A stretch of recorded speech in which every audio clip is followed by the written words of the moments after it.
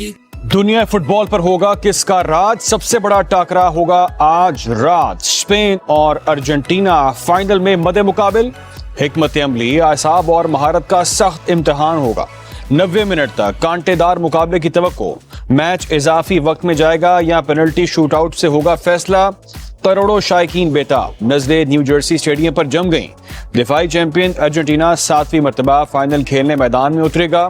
3 बार फतह अपने नाम की, 3 फाइनल में शिकस्त का सामना रहा। स्पेन दूसरी बार फाइनल खेलेगा। 2010 का फाइनल जीतकर तारीख रकम की। अमरीकी सदर डोनाल्ड ट्रंप तारीखी मुकाबले के मेहमान खसूसी होंगे। फीफा वर्ल्ड कप में तीसरी पोजीशन के मैच में गोल्स की बारिश। इंग्लैंड ने फ्रांस को 6-4 से चारों शाने चित कर दिया। पहले हाफ में फ्रांसीसी खिलाड़ी बेबस नजर आए। इंग्लैंड ने 45 मिनट ताबड़तोड़ हमले जारी रखे और 4 गोल कर दिए। दूसरा हाफ शुरू होते ही फ्रांसीसी खिलाड़ी बदले नजर आए और ऊपर तले 3 गोल करके खतरे की घंटी बजा दी। इंग्लिश टीम ने अटैक जारी रखा। 87वें मिनट में 5वां गोल करके जीत मजीद मुस्तहकम कर दी। इंजरी टाइम में फ्रांस ने 1 गोल किया और तादाद 4 कर ली। इंग्लैंड ने आखिरी मिनट में 6ठा गोल करके जीत यादगार बना दी।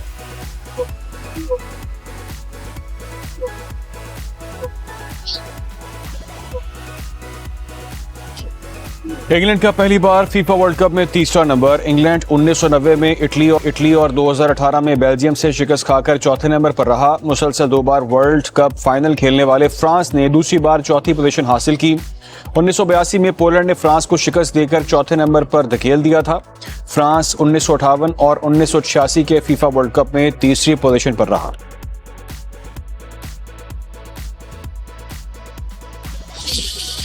गोल्डन बूट की दौड़ में एम्बापे और मेसी में मुकाबला सख्त। एम्बापे 10 गोल्स के साथ सबसे आगे।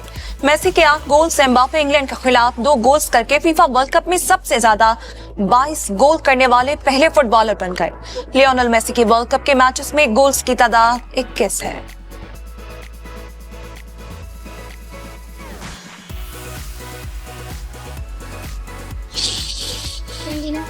मुझे तो स्पेन लग रहा जीतेगा, लेकिन ज्यादा चांसेस अर्जेंटीना के हैं। मेरे मुताबिक स्पेन जीतेगा। मैं स्पेन को सपोर्ट करता हूँ, यमाल को। पहले मैचेस में मेसी ने काफ़ी अच्छे गोल मारे थे, मैं उनको भी अप्रिशिएट करता हूँ, लेकिन मेरे हिसाब से स्पेन जीतेगा। I think although Spain is much more stronger, I think, as to the strengths, but I think Argentina, probably Argentina will win. FIFA world cup के बुखार में मुब्तला शहरियों ने स्पेन को फेवरेट करार दे दिया। किसी को लामीन यमाल से उम्मीदें वाबस्ता तो किसी ने मेसी को फेवरेट करार दे दिया।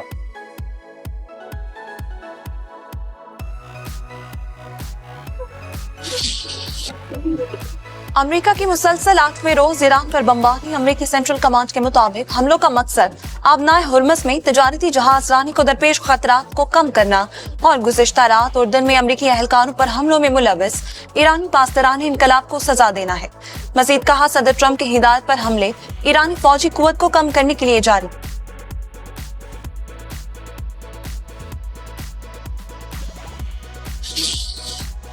अमरीकी हमलों के बाद ईरान का जवाबी वार। ईरानी फौज का अमरीकी बहरी जहाज पर क्रूज मिसाइल हमले का दावा। कुवैत, बहरीन, उर्दन में अमरीकी फौजी तंसीबात को निशाना बनाया गया। ईरानी हमले में कुवैत में कई अफराद जख्मी। कुवैती फौज का कहना है कि बिजली घर, पानी के प्लांट पर हमला किया गया। पासदारान इनकलाब के मुताबिक बहरीन में अमरीकी ड्रोन डिपो को निशाना बनाया गया। मसनूई जहानत के मरकज को भी तबाह कर दिया गया। ईरान के हालिया हमले कुवैत इंटरनेशनल एयरपोर्ट पर तैयारों की आमदोरफ्त आर्जी तौर पर मुअत्तल।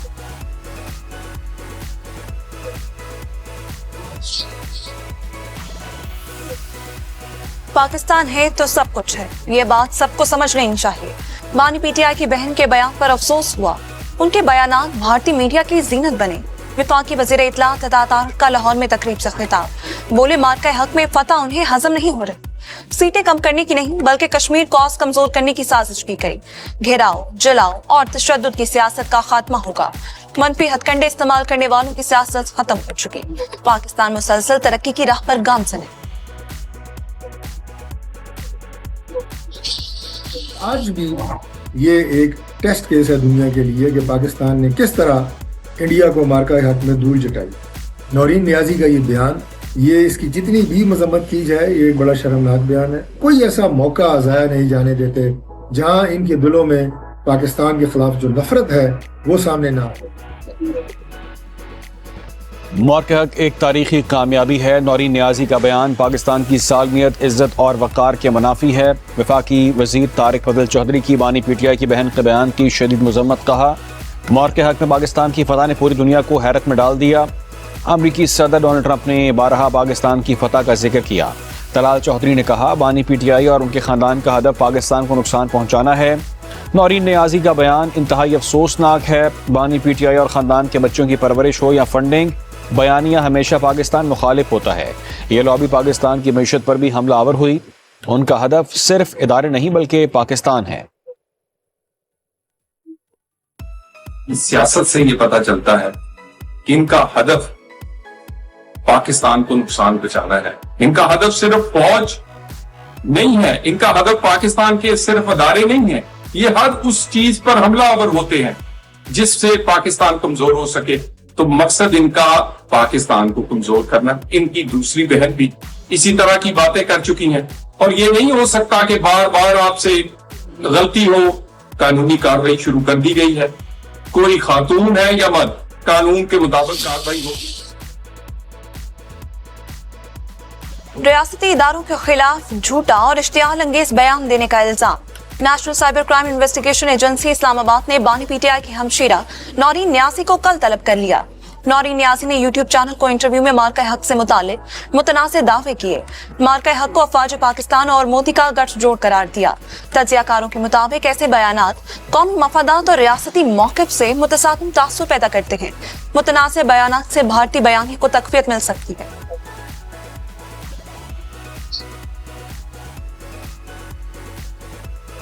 भारतीय गोदी मीडिया ने नौरीन नियाजी के मुतनाज़ बयान को पाकिस्तान के खिलाफ प्रोपेगेंडे का हथियार बना लिया।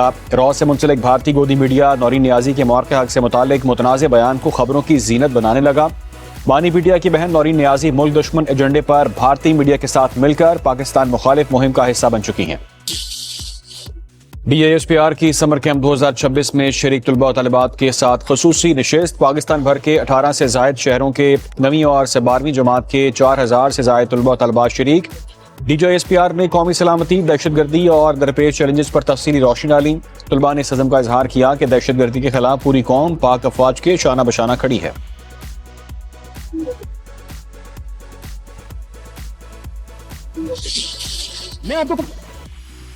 IG पुलिस आजाद जम्मू और कश्मीर ने पुरतशद्दुद और रियासत मुखालिफ अनासिर से मुज़ाकरात से इनकार कर दिया। कहा, पुलिस एहलकारों को शहीद और मैयतों की बेहुरमती करने वालों के साथ किसी किस्म की नरमी नहीं बरती जा सकती। क्या कोई अपने भाई के कातिलों के साथ मुज़ाकरात की मेज पर बैठने का तसव्वुर कर सकता है? मासूम शहरियों पर तशद्दुद करने वालों के साथ रियासत पूरी ताकत से निपटेगी।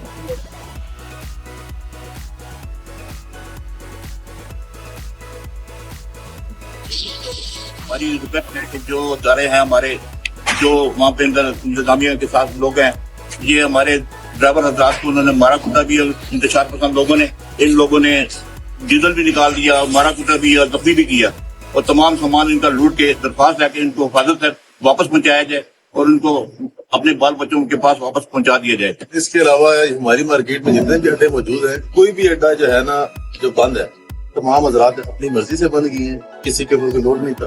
वो इसलिए बंद किया कि माल गाड़ियां जा रही हैं और जो लोड होके जाती है वहाँ पे ड्यूटी जाती है।